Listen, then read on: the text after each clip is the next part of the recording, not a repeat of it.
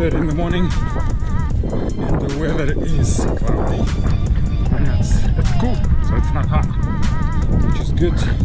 Далее Қазақстанымызда қазір 6:30 таңертең. Біз таңғы жүгірудеміз.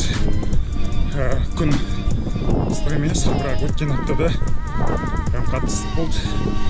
So, жақсы ауа райы жүгіруге сіздер де жүріңіздер.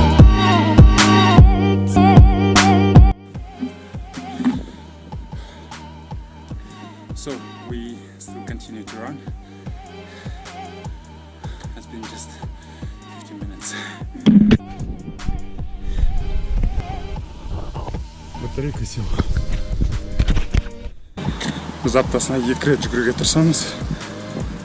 Бүгін 3,5-4 километрдей болды. Ол көп емес. Бірақ 2 апта үзіліс болған. Сол 2 апта жүгірмей енді қазір қайтадан бастап жатыр. Аптасына хоть 2 рет жүгіруге болады. Жүгіру керек негізі. Енді біраз турник и все.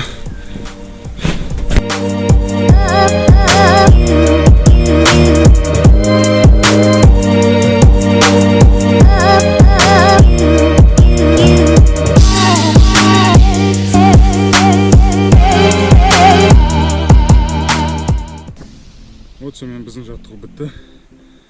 Таңертең бір 7 минуттық жаттығу, сосын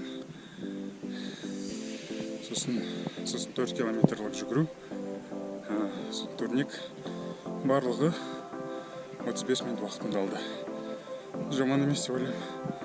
Таңертең 6:30-да тұрған адамға бәрін береді деп ойлаймын. Бары оңай істелінеді, бірақ жүгірудің алдында міндетті түрде жаттығу істеу керек сияқты, өйткені барлық бұлшықеттер ұйықтап жатады ғой. Соларды ояту керек, сондықтан мен 7 минуттық жаттығу жасаймын. Вот. Alright guys, so I woke up 6:18 I think in the morning. I am in Kazakhstan, in city Nur-Sultan. Previous name is Astana. So overall exercise took about 35 minutes to do everything, including 7-minute exercise, running for about a mile. I mean, it isn't a lot, but I'm just starting. I'm just getting started. So overall, everything took about 35 minutes. It isn't too bad, and I feel very good that I woke up early in the morning. So I need to have my coffee and then get to work. Also мен